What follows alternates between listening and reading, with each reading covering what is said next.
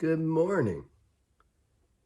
I was thinking about our Bible study class we had last night. It was Wednesday, and I was in with the kids. I guess they're high school kids. And the question of fairness came up. And we were talking about Noah and the flood and all the people that died in the flood. And the question was brought up, you know, was God fair for letting all those people die? And that's so often a question of, people who may be skeptical or atheist or agnostic. Like, well, if God was a good God, well, he wouldn't let people die. He wouldn't let genocide happen. He wouldn't let disease kill thousands of people.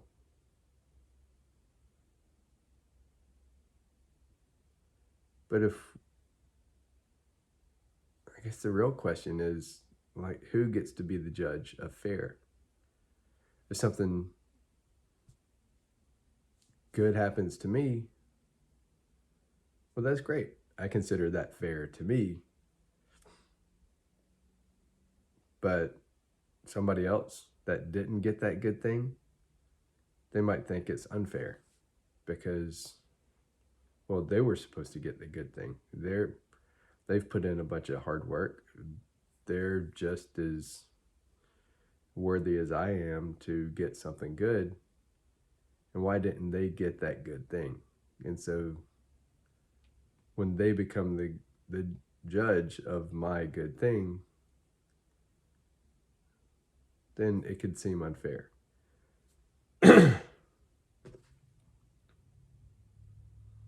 But we're not always the judge of everything. If we were the judge of everything, maybe everything would go our way, but it wouldn't go another person's way. There's that saying, like, you can't make everybody happy all the time. And people want to say, well, things aren't fair. And life isn't really fair, right? Life doesn't give the same result to each and every person. In life, every person doesn't have the same good things happen. They don't have the same course of life. Not everybody is raised with the same parents that are caring. Some people don't have parents that are really involved, engaged. Especially now, we're seeing a bunch of dads. Either dads are so busy trying to earn money for the family that they just focus completely on work. And a lot of times that's because they didn't have a dad that was real involved in their life. So they never learned how to be involved in kids' lives. They never had a role model to follow that was ever concerned with anything other than themselves. I mean, that goes for dads and moms. There are a lot of moms out there that they're supposed to be caring and nurturing, but their mother wasn't really caring and nurturing. Maybe their mother just worried all the time. And so their version of care and support and encouragement is really just fear and worry and trying to control everything. And so there's a huge problem right now where a lot of kids are growing up with mothers who are worried instead of loving, negative instead of encouraging, fathers who are distant instead of close, because the parents are following the example that they had as a child. That's not fair for their children. but it's a situation they've been given. It's a situation that has been,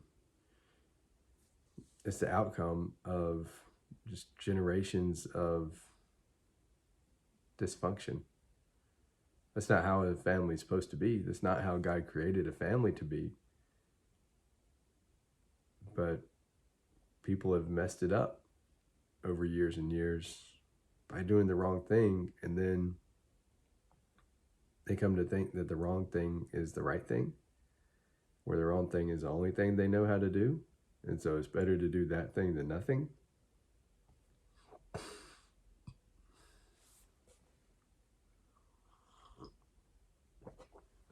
So in the same way as like dysfunctional families and kids growing up and parents doing their best to parent but not really knowing what to do or how to do it, maybe not considering the best of the other person, the best of their children, just the parents are just trying to survive. Maybe the parents are carrying so much pain and so much just unworthiness, so much just emptiness that they don't know really what to do. They're just trying to survive. And they survive the best way they know how.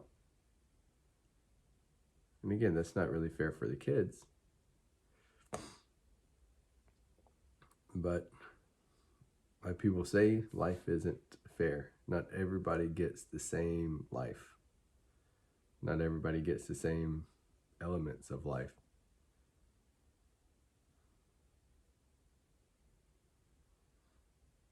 And so similar to Noah and the flood, and God saying, like, God said he was disappointed of how men had turned out, of how people had turned out, that their minds were just wicked all the time. And really what that means is that the thoughts of men were really selfish, and people weren't being fair to other people. And God gives us free will. We can make the choices we want. We can either choose to do the right thing, the thing that he wants us to do, or we can choose to do something else. There are plenty of people who've committed violent crimes and murders and stolen stuff, but that's not what God wanted to do. Like, God's design is to perpetuate love, to perpetuate good for each other. But whenever we're selfish all the time, whenever we only care about ourselves, that is when those selfish crimes happen. Because crime is, at its root, it's just selfishness. Like, I want something that you have, I don't have it, and so I'm going to take it from you. Life isn't fair. Life didn't give it to me, but I feel like I want that thing and I can get it from you, so I'm just going to take it. Really, that's the root of every crime.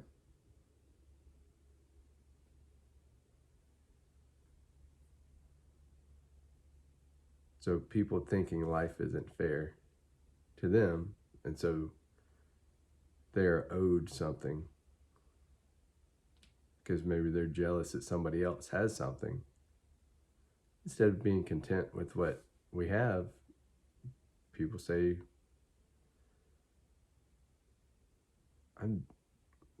is it people just being hollow? Is it people just being empty? Like, man, if I had something else, if I had the thing that that person has, maybe my life would be as good as that person's life. Kind of like the Facebook generation, or the, what do you call that? Like, people get depressed on social media because they compare their everyday, normal, average life to another person's highlight reel. And whenever you compare unequal things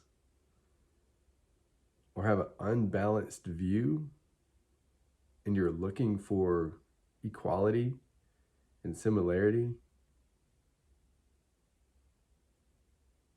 but you're evaluating two completely different things, then yeah, you're going to think life is unfair. Yeah, you're going to think that my life is horrible compared to their vacation. But their life isn't their vacation. Their vacation is 1 week out of the year, one weekend out of the year.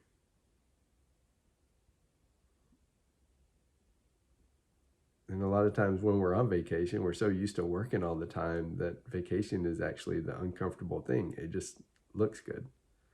It looks like what other people want. It looks like the commercial.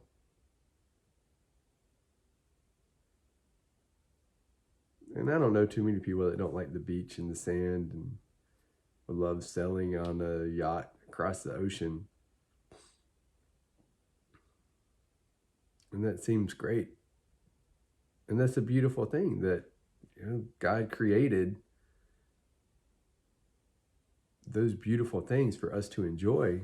So if you have the chance, enjoy them. That's great. But that's not really where life is found. Life is found at home, in your own community, considering other people more important than yourself, working to make their lives better. And so it doesn't matter like what your job is. If you develop software, well, you developing that software is making, or the result is to make somebody's life better. It's not make something to get money. You make something to make somebody else's life better. And the result is you getting money. And that money is used to provide for your family and make your family's life better. And hopefully you build in enough time to give time to your kids, to your wife, to your husband, to your family. That you build in time, because time is more valuable than money. And we say that in society, but we say time is our most valuable resource. Once it's gone, you never get it back. You can't make it up. But we focus that time on making money, which is important, but that's not the most important thing. There's so many things more important than making money. Especially if you have kids. If you're a parent, your kids don't want your cash. Your kids want you and your time, your undivided time spent with them. And they translate that time to believing that they are worthy of time, that they are worthy of another person, that they are worthy of life because you show them they are worthy by your attention. It does no good to spend time with your kids or around your kids, but you're on your phone the whole time. You're not spending time with them, you're spending time near them. You might as well all be playing video games with your own separate headsets in the same room.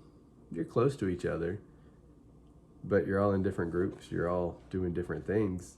And really, you don't even recognize when somebody's there. You don't recognize when they leave.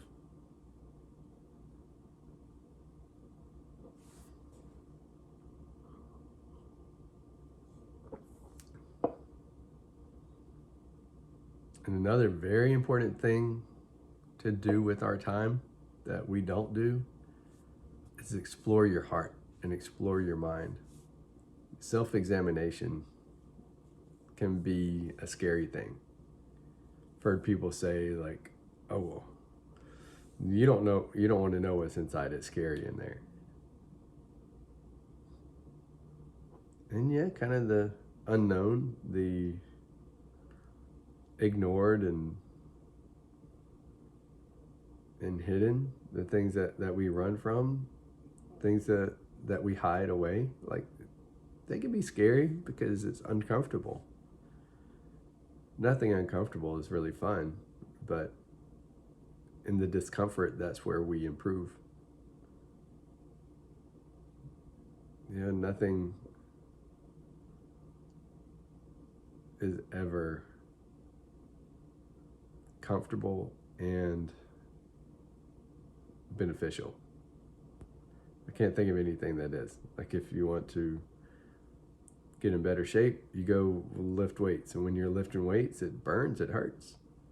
You just learn to enjoy the burn, enjoy the hurt. But when you're contracting your muscles and you're lifting weights, it's not easy, it's not comfortable. It's sitting on the couch eating potato chips, eating ice cream, watching TV. That's comfortable. And you don't have to deal with your emotions because your brain's turned off. You're focusing on whatever that other person that wrote that show wants you to focus on. You're absolutely comfortable. Not having to deal with time, not having to deal with reality, not having to deal with your emotions, not having to deal with any pain or discomfort. You're not having to deal with any conversation or relationship. You're just sitting there numb and distracted and turned off, and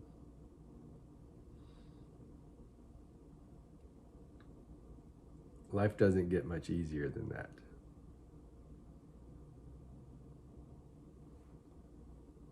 But that's not life. That's hiding from life. That's saying that we want to relax and rest. But really, that just saps the life out of you. It steals your energy, it steals your creativity. But it's comfortable. But what we really need to do in life and physical areas and emotional areas and mental areas, like we need to spend time doing those things. We need to spend time doing things that maybe aren't comfortable, especially if they're not comfortable at first when you're learning how to do it. But it becomes more comfortable the more adept you become at it. And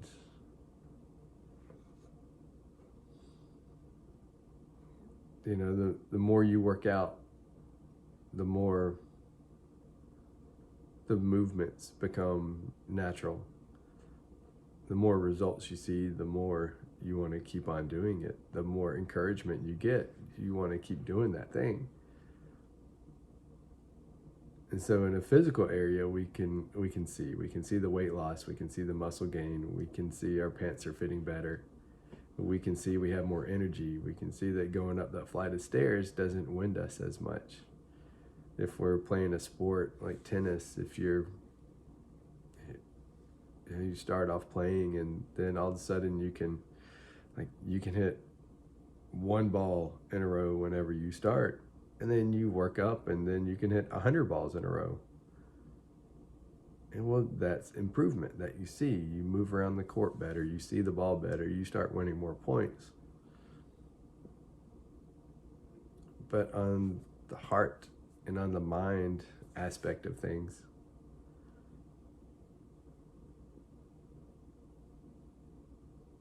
it's uncomfortable, and a lot of times we don't have a guide in it.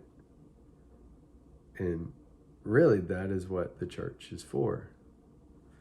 The church, the sermons, the time with people that build you up, that can guide you. It's better than any self-help book, any podcast, or anything like that. Like those guys, they have great ideas. And maybe they provide you some resources, but a lot of those guys leave out your spirit, leave out your soul. They leave out your inner person, and start touching on the beneficial areas, but it's not the complete answer. It's not the complete healing that is offered. They leave out Jesus. They leave out that you are created intentionally, that you are wanted, that your life means something, that there is a reason why you're here, because you're created from a source, and that source is a source of love and joy. So that is your beginning. And if that's your beginning, everything else that is done, everything else that comes, everything else, every other situation you find yourself in, like that is the origin, is love and joy, because that's what God is. God is love. And Jesus came in a great display of love, said, look, I want to reconnect you with God. I want you to have a way to be as happy as you can possibly be. And that required Jesus' death. But he rose again, showing that he has power over this world. And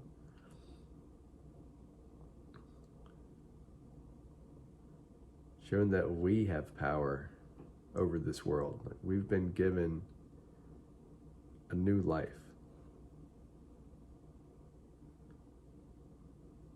We've been given hope in a way that surpasses this world, that surpasses this life.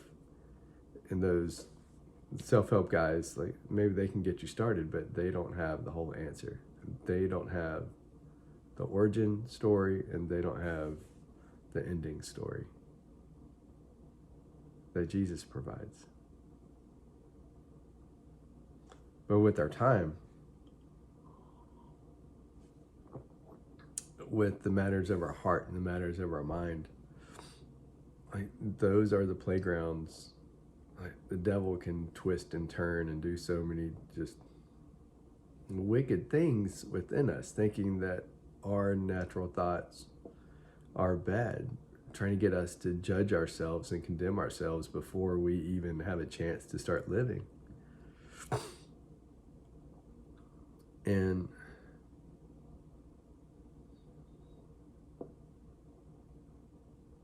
we'll get good thoughts, we'll get negative thoughts, we'll get encouraging emotions, and we'll get defeating emotions. There's a war within us. There's a battle, a good and evil, God and the devil. And sometimes we don't know how to navigate that. And oftentimes it's easier to believe the negative thing than it is the positive thing. Somehow, negative just carries more weight. And maybe it depends on the person, maybe it depends on the situation. Maybe not everybody's like that. Maybe life isn't fair like that, right? Maybe some people focus on the good thing and that becomes more natural to them, and maybe some people focus on the negative thing and that's just their natural way of being. It's only natural because it's practiced, and not because it's intended, but because it's practiced. And that's what you learn from your parents. And so many people that worry and that fear and are negative and anxious all the time, that you just see them, they're just a shell of a person. They're not really even living anymore, but they're alive, they're surviving, they're breathing, but they don't have a life that anybody wants.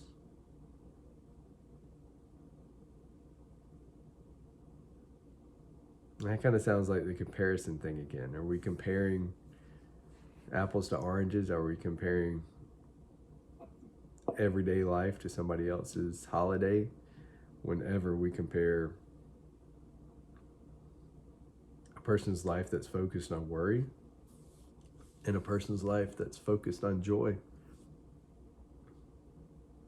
and happiness and love,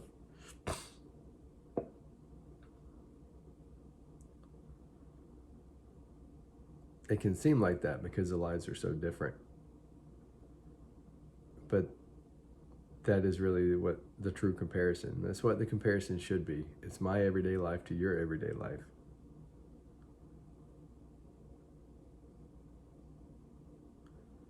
And that's how you can see, are these two things equal? Do I need to change and improve something in order for my everyday life to be better? And if you're miserable, or if you're hiding in TV, if you hide from people because you're afraid, or dealing with people is uncomfortable, usually you just have a bad mindset. You have a fear of having a broken heart again. Maybe people have hurt you. Maybe you had a best friend and they died. That doesn't seem very fair, but death is just part of life. Death happens. Death in the end is just a new beginning for that person, but we're left here, and that can seem unfair whenever we miss that person. But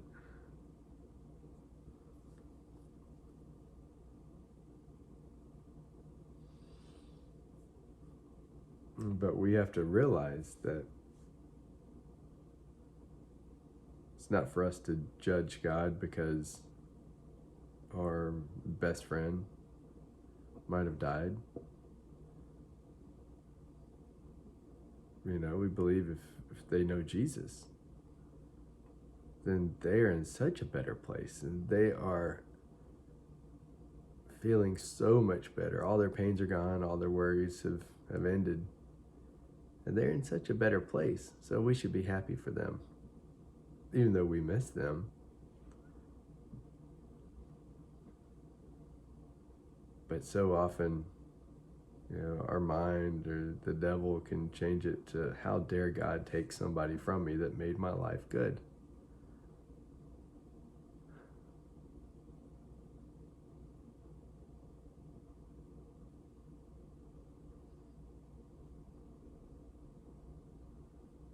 That happens in so many scenarios. If it's divorce, and kids have to shuffle back and forth between mom and dad. If it's death, if it's as a kid, maybe your best friend moves and you lose that person. Or maybe in school you had a best friend, but then now you are in different classes and they find another best friend and you feel abandoned and alone.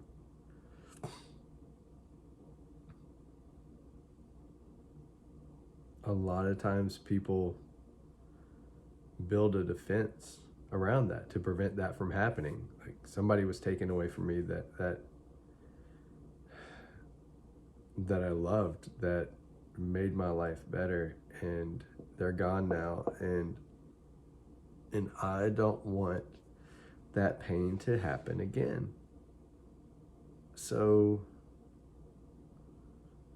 I'm just not going to love anymore. Like, they build up a wall of defense. Like, okay, I'll be cordial, I'll be nice to people, but I'm not letting anybody in because that was too painful when I lost the person that made my life better.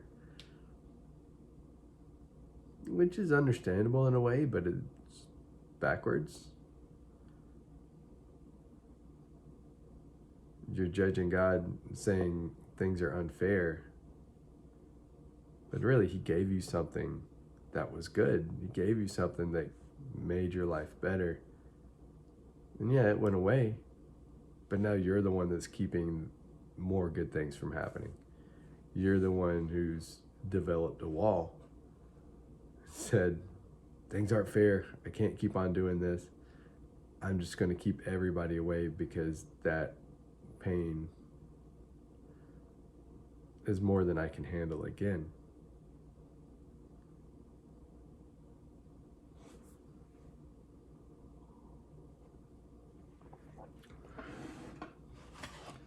And so we are, in effect, we could have something so much better coming.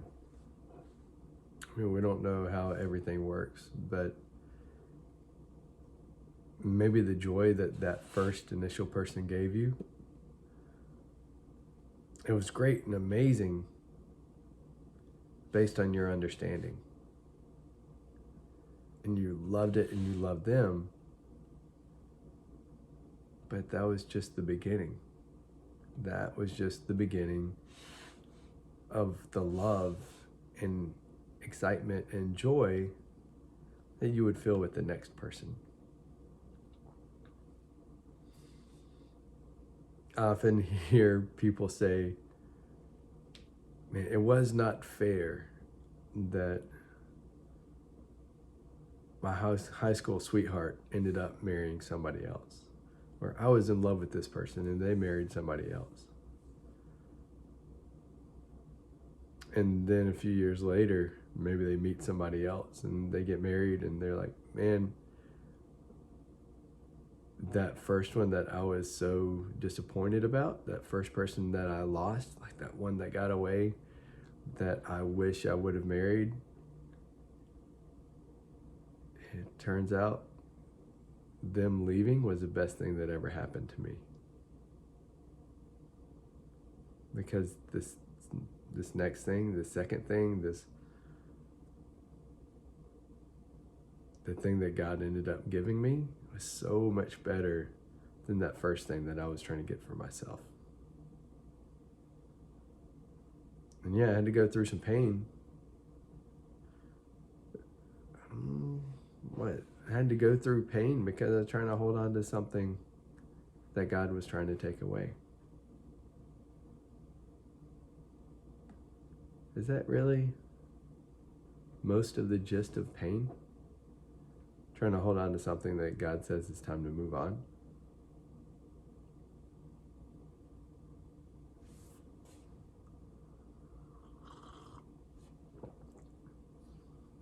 I know stress is often caused by trying to control things that we can't control. Our ability ends and something else is further on, and we're trying to control something that's just out of our reach, that's out of our control. And seeing our limitation and recognizing that and believing that we are inadequate somehow, but yet we're still supposed to handle that thing. It stretches us beyond our ability, and it causes stress. So maybe pain in the same way. I'm thinking about my divorce, trying to hold on to something that was ending, that it did not seem fair to me. I did everything I could to save our marriage. I did everything I could to make my wife comfortable. And like, I would go to work full time, have a 2.5 hour commute, come home, cook dinner, clean the house, clean the clothes, while my wife was at home all day while the kids were at school.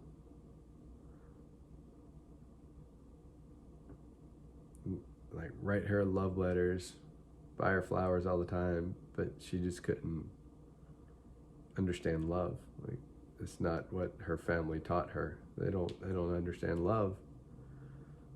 They understand running away. And that's what she did. And so I was trying to do everything, and then when she left, I was like, this doesn't make sense. I did everything, and I was still inadequate to save my marriage.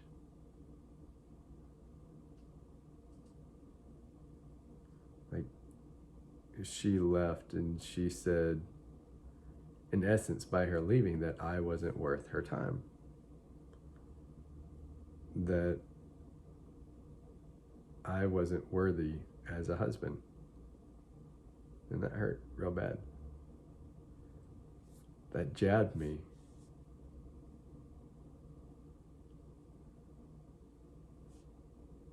because of my interpretation. But really, she left because she's afraid of getting close. She built up so many walls because of her pain. She had built up a system of just rejecting people, and that's where she felt comfortable. She rejected people, she rejected restaurants. Every week she was boycotting somebody new because she just didn't approve of something, either their political views or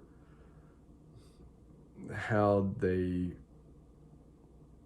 put too much foam in her latte, or they got the flavors wrong, or her food wasn't exactly super hot whenever she got it, or it didn't meet her expectations somehow. And so she boycotted restaurants constantly. And just from kids, who are serving and cooking and baristas, because they weren't perfect, she would boycott.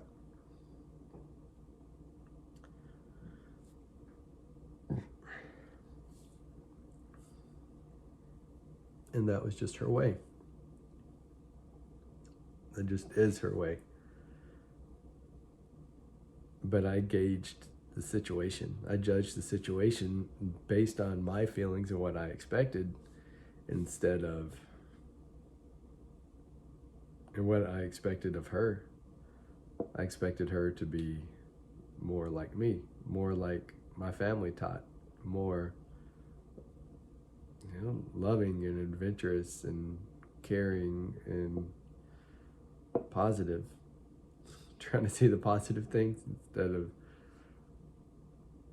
what her family taught her, was to reject things that don't line up exactly with their expectations.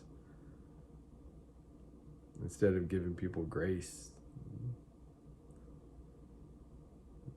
they give people the cold shoulder.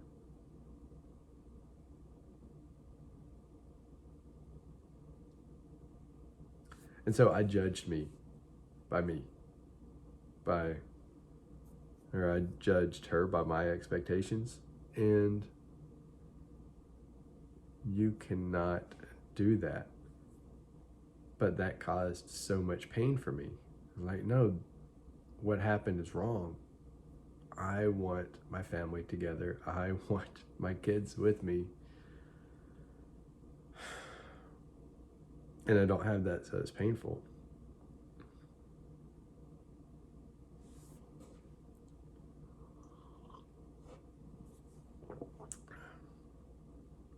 And it's painful that now my kids are living in the same house that my wife grew up in, learning those same traits of rejection and despair and misery and depression. And they've been there for 6 years now. My son was 6 when he went there, and he's about to turn 12. And the kid is just depressed. I mean, he has his good days, but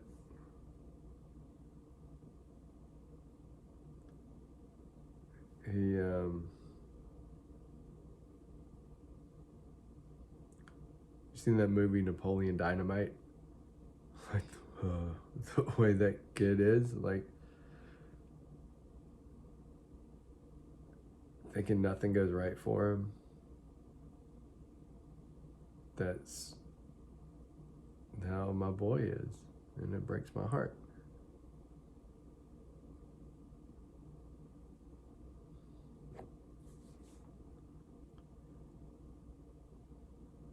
And that's wrong in my view, to have a kid in that situation, to teach a kid, surround them with depression. Knowing it didn't work for you, knowing it didn't work for my wife, knowing she ran from that as soon as she turned 18, but that she was drawn right back to it because that's what was comfortable to her. It wasn't good, it was comfortable. It's what she knew, it was her safe zone. And she's teaching that to my kids.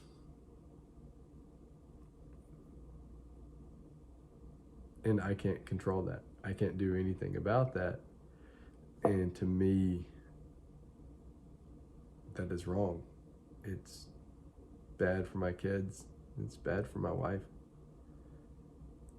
She shouldn't be there. But that was a situation that I couldn't control, that I couldn't have a say in, that no matter what I did, I could not create a positive outcome.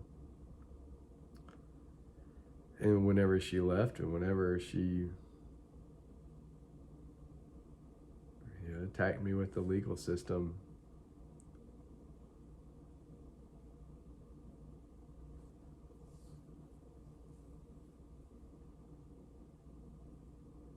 I was trying to hold on to something that was already gone.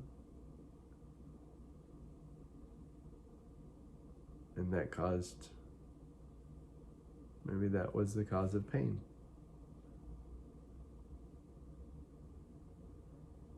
In that same scenario, if I would have said, you know what, God has a plan for this. I don't know what it is. I don't know what it is, but I know God is good.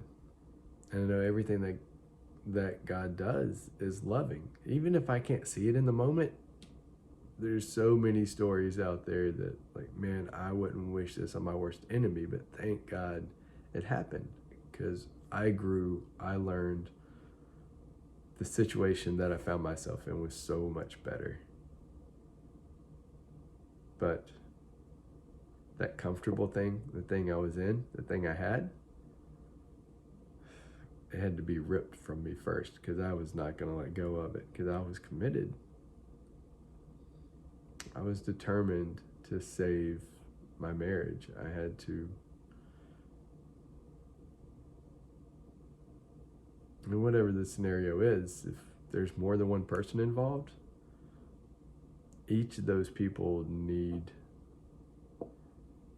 they have to, it's required that they each want the same outcome. If one person wants to stay and the other person wants to go, you can't force them to stay. You can't try to be good enough for them to stay. You can't try to do all the right things for them to stay. If they're negative and always focused on the critical, there's nothing you can do to be good enough. Which I just had to learn that the hard way. Some people don't want you to be good enough.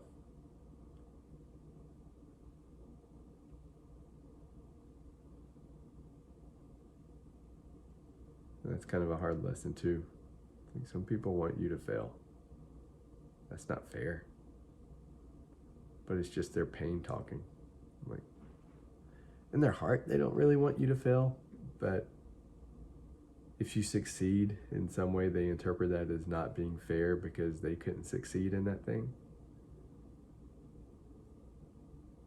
And so to be fair, you have to fail. And they're going to help in your failure as much as possible.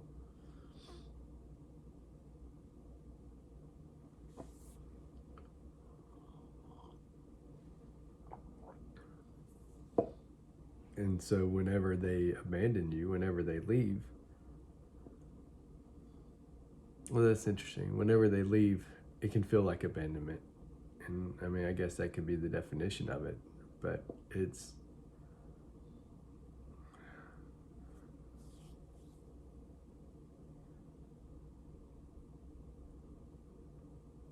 maybe you never had it to begin with.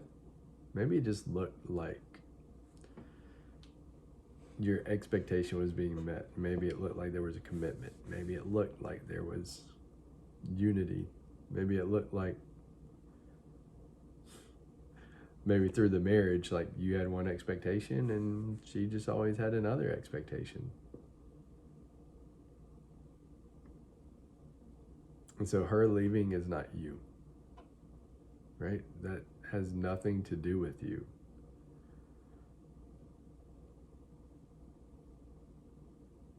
Chances are she never really wanted to stay. maybe she was hoping she would find something perfect and she would find something that would make her happy.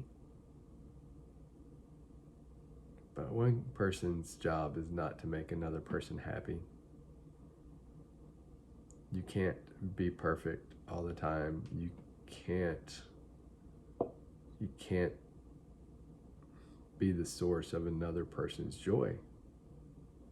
You can assist in it. You can make their life better just by your mere presence, not by you performing or doing anything. But I believe when you find the right person, just being together, being yourself, and spending time together makes each other better.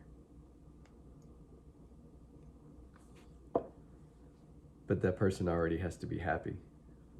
You cannot, and it's not your job, it's not your responsibility to complete another person's joy. It is not your duty.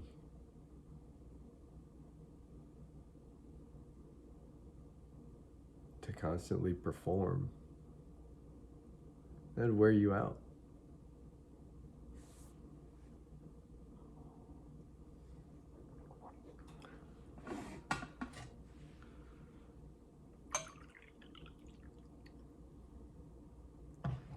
But like in the scenario of like losing a best friend, maybe a best friend dying or moving, like that person made you better. That person gave you joy and encouraged you and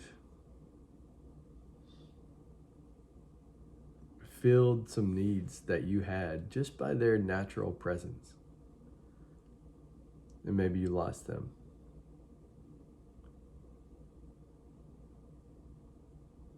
And there's pain there.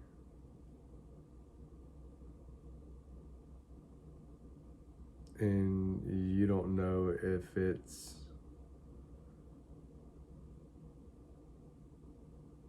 worth bringing another friend in, opening yourself up to that type of love if you're just going to lose him again.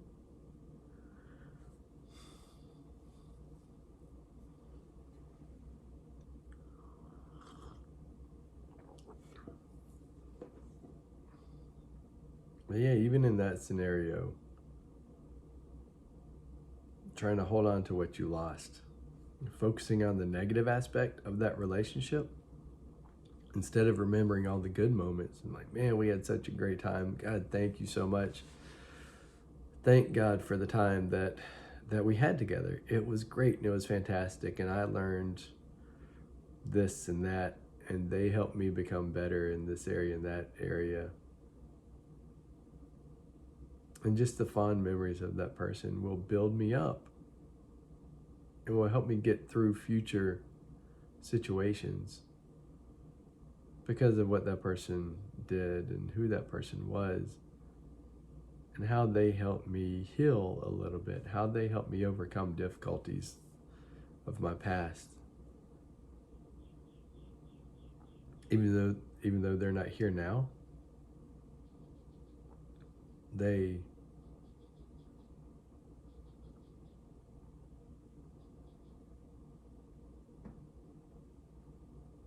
help me present and future.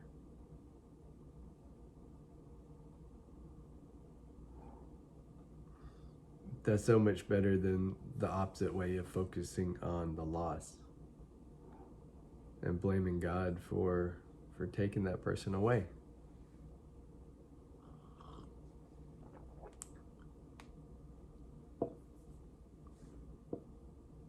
So much better.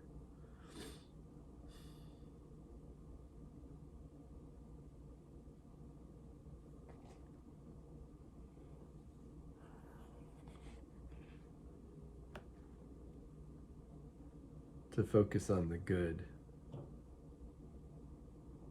instead of holding on so hard to the past or what changed.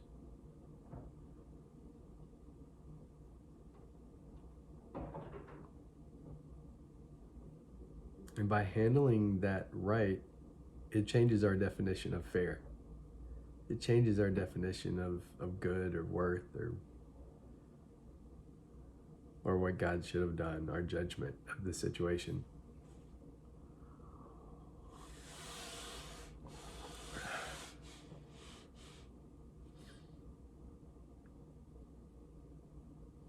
We focused on the negative. God isn't fair. Life isn't fair. That person's gone for me. But if we focus on the positive, God is fair. He's opening up room for something better to come. God is good because he gave us time with that person that helped us in so many different ways, that filled that need for a relationship in us and for us. And we can thank God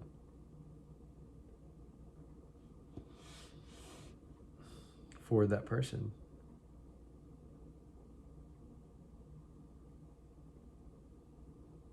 And the loss of that person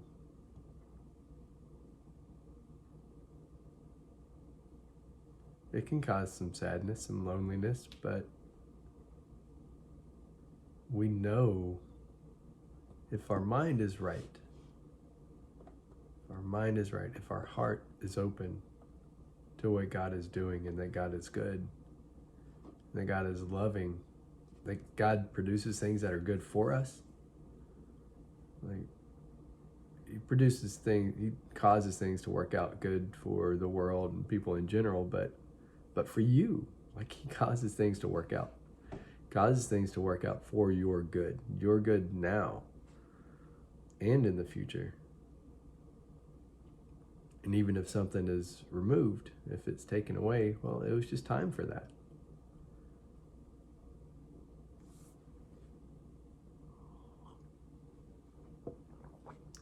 It's just time for that. So thank God for the time that you had with them.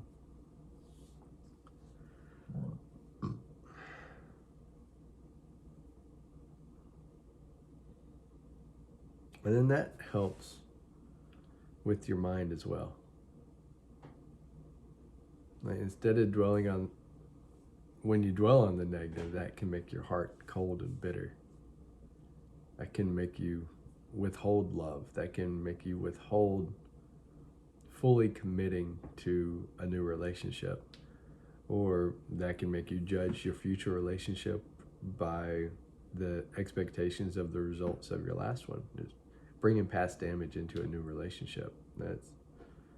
That's never a good thing. That's focusing on the negative and producing negative in the future. Talk about fair, like that's not fair to your next friend, your next spouse,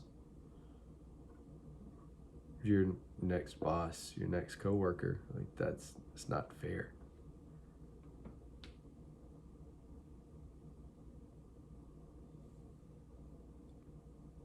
Man, that's not fair to your next kid. And what if you had a kid and one passed? Can't imagine the pain of that. Well, I kind of can. But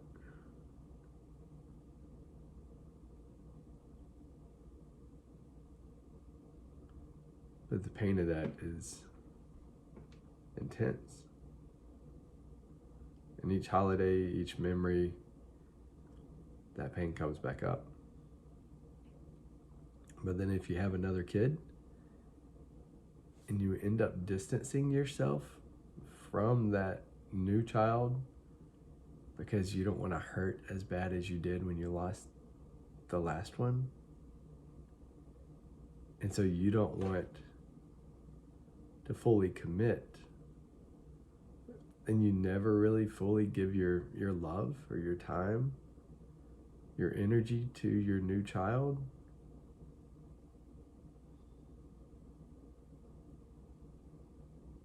because you're trying to protect yourself from what may or may not happen in the future, that child is in for a mess.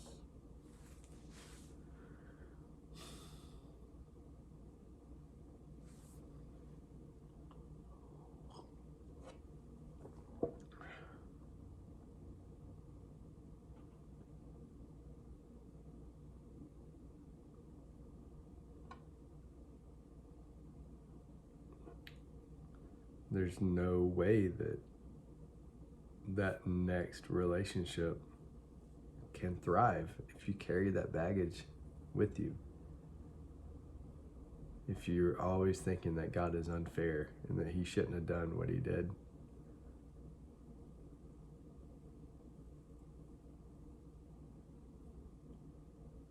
That will cause so much damage.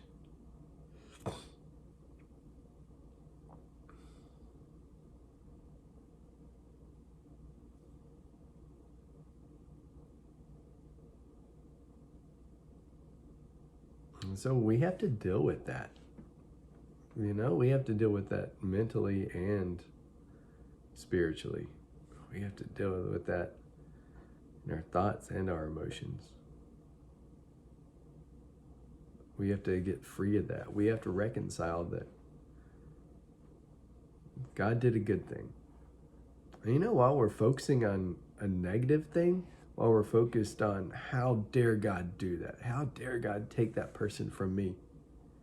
That's not fair. God's not fair. God's not good. I don't see any love from this. Like, while we have that thought,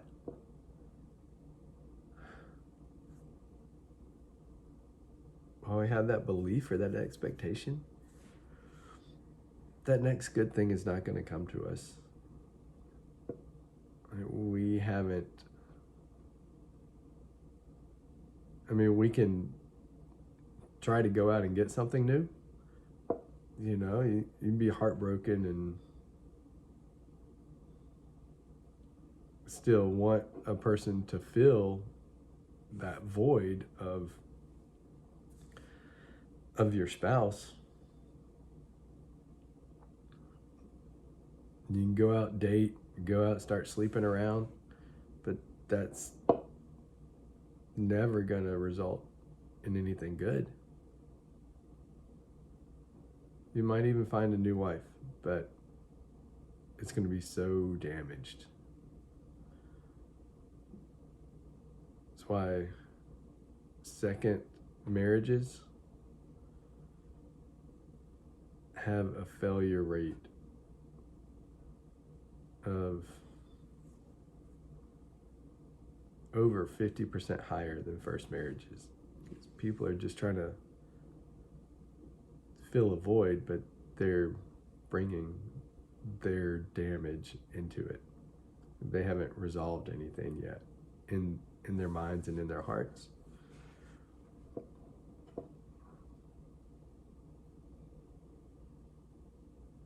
And so it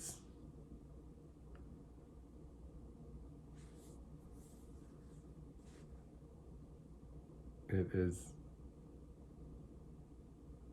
more than likely that the second marriage is going to fail. Often, I think, for the same result, for the same cause, because you go back to the same type of person and you are a more damaged person the second time around, and those two types of people just can't open up and just can't have free relationship between them.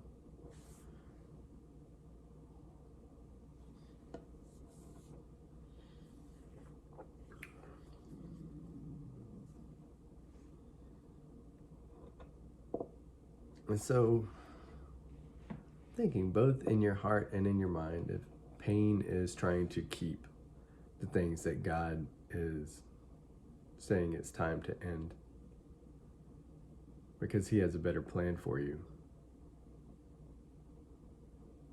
Like, once you can wrap your mind and your heart around that God is doing something good, that stop holding on to something just because you wanted it to be a certain way, but it wasn't a certain way. You're trying to hold on to a myth. You're trying to hold on to an imagination of something that wasn't. And it maybe like my marriage, something fantastic was produced. My kids are amazing.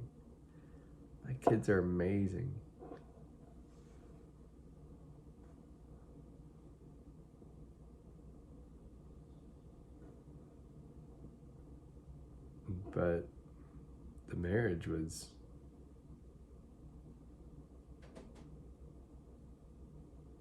kind of a sham. It was built on broken foundation. And I guess it just never could have worked. So thank God for the good things he brought from it and through it.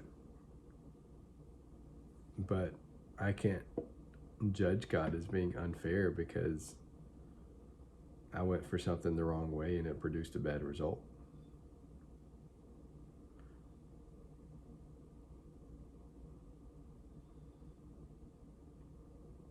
I can't judge God as being unfair because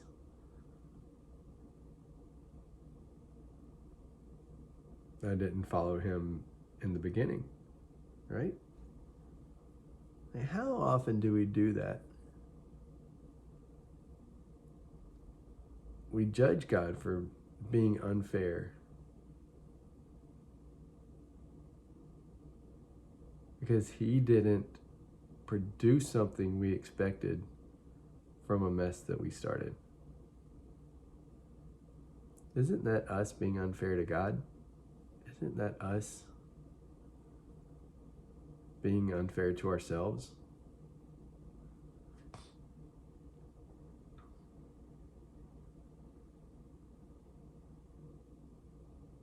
Isn't that us trying to hold on to something that maybe never should have been?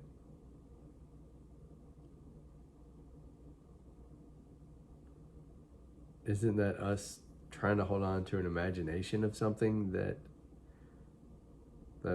wasn't really at all?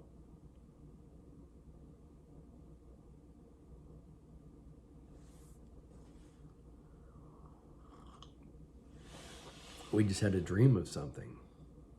We just had a dream of a marriage. We just had a dream of a relationship. We just had a dream of a job.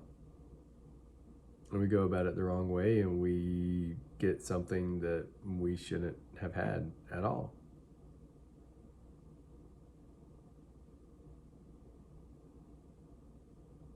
And then when it falls apart, we try to be the judge of everything and looking for somebody to take the fall other than us. Well, we can't be responsible because we always want good for us. Well, yeah, we always want good for us, but we make bad decisions. And we make decisions off of information that isn't complete. We don't know everything. We can't see everything. We can't see every perspective. We don't know what other people are bringing into it or other people's thoughts. Like, we can't create something like that.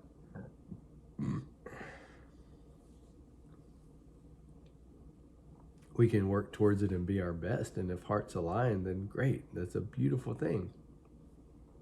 Whenever marriage, relationship, friendships, whatever it is, whenever your purpose aligns with another purpose and you can walk side by side for a while you're working towards something.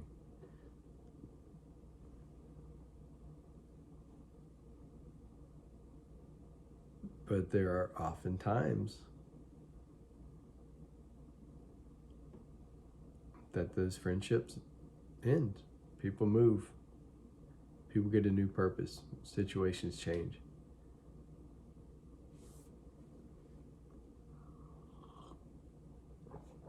I definitely don't condone divorce. Like, I think marriage is forever. Even if you get in it by a mistake, by something that wasn't true, you didn't have all the information or whatever the situation was. If you're in a marriage, you're in that marriage forever and ever. And with enough work and with enough communication from both people working on the marriage, I believe it can be great. I believe it can be good because God wants marriage. God doesn't want broken kids. And we so break our kids.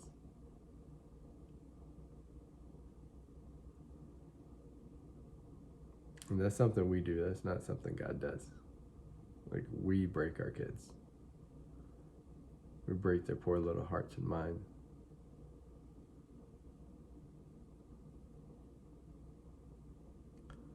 But thank God that even when we make a mistake, like, God will complete his plan. And his plan is good for all of us. His plan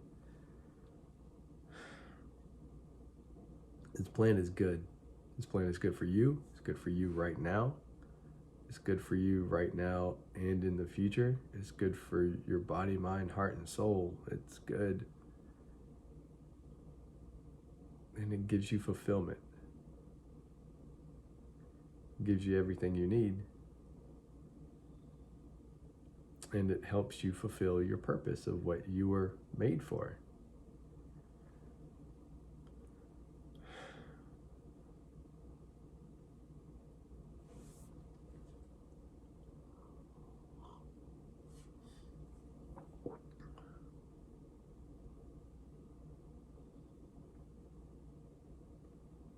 But so often,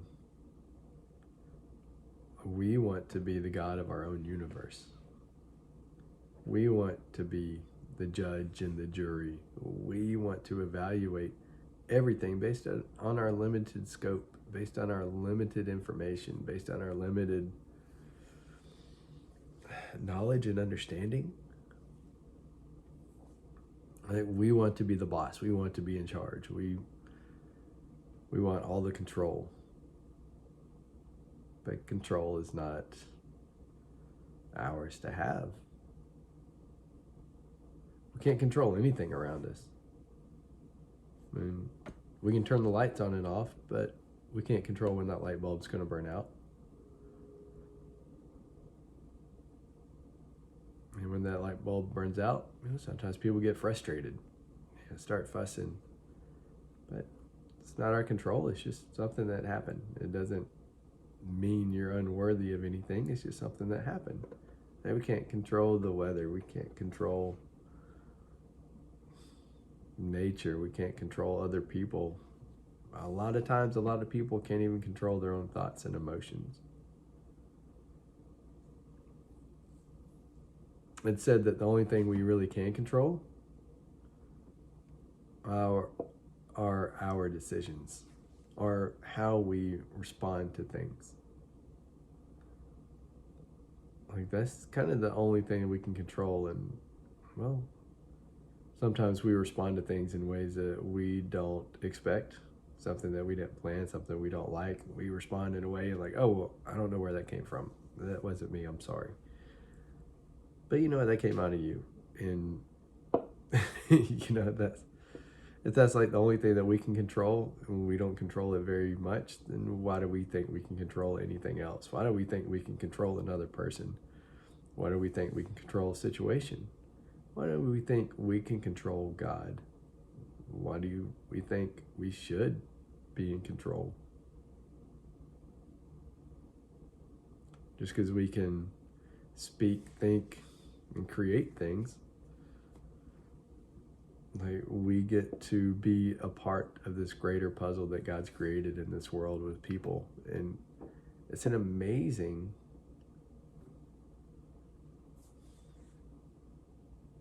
I want to say experiment. It's an amazing system that God has created with amazing people, that everybody has their input and their expertise and their understanding, and everybody can feed into everybody else. Like, we can learn from anybody and everybody. I'm always learning from kids. Like, it's beautiful how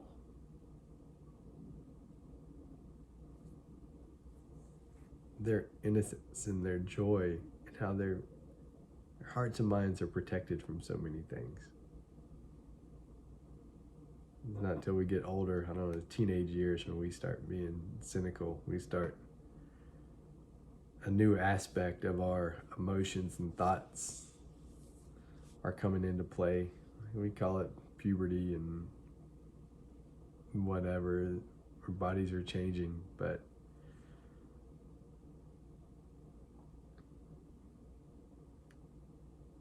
people that, really, kids are are becoming aware of things.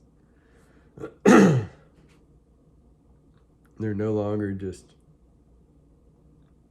happy-go-lucky playing all the time. Maybe they're trying to explore where their control comes in. They think they have control over things. They think they have wisdom and knowledge. But really, they don't. They have more than they had at the beginning, but they don't really know how to apply it yet.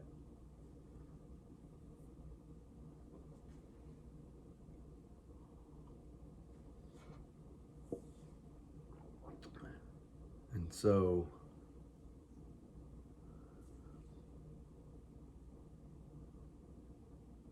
we're always learning.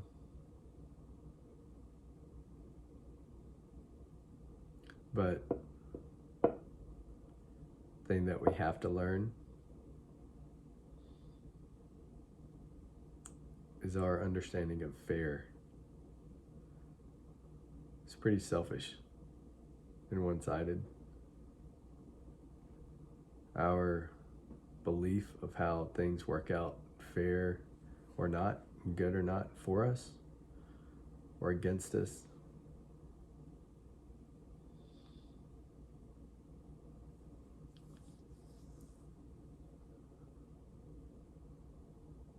we're judging things that we're not in a position to judge.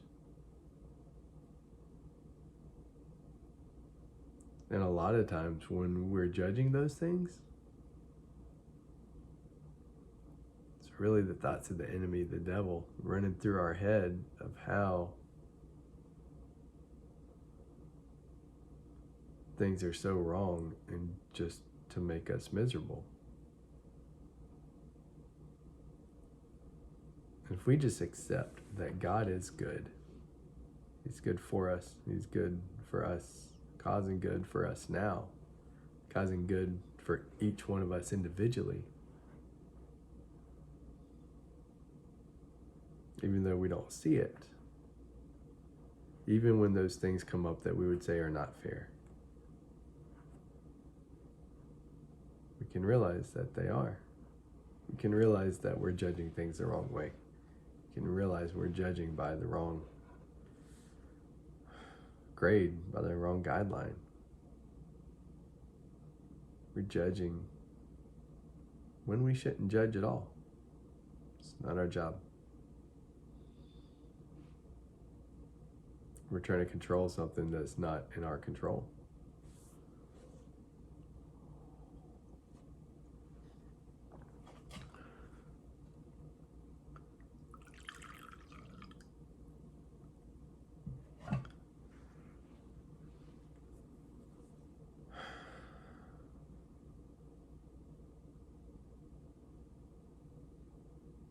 We're trying to do more than we're supposed to do.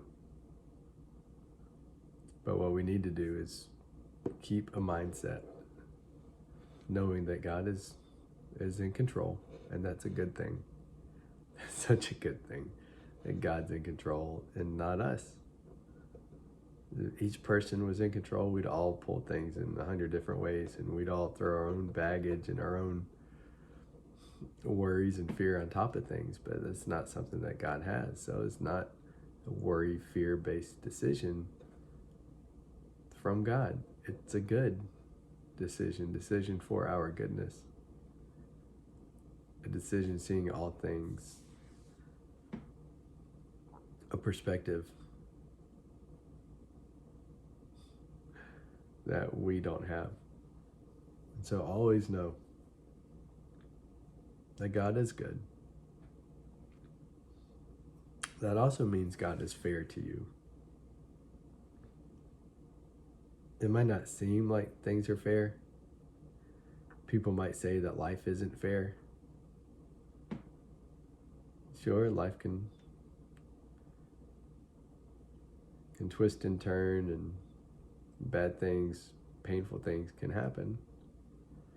But God is fair. He's always doing good things for us.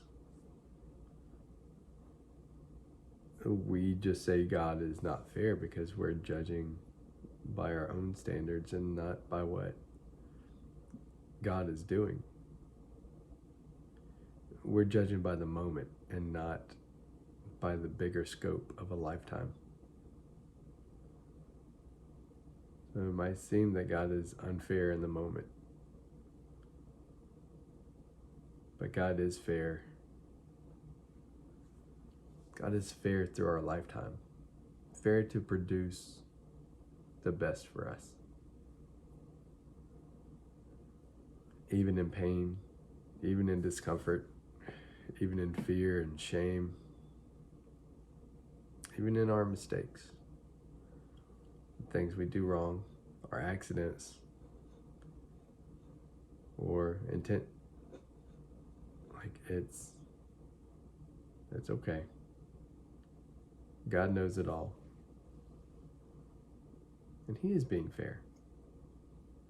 So let's trust Him. Right? Let's trust God. Stop trying to be in control. Let us stop trying to be in control and let God do His job. Let God do what God does. And thank Him for it in each area, in each opportunity. And then when we finally accept what God is doing, that maybe He knows better than us, then more good things will come our way. Let us stop putting up those barriers and those blockades and worries and shames and pushing people away, rejections and criticisms and judging and divisions and all this mess that we carry, thinking that we know right. We just barely know what's right for us right now. Let's trust God and thank Him for everything that He does. And thank Him for His fairness.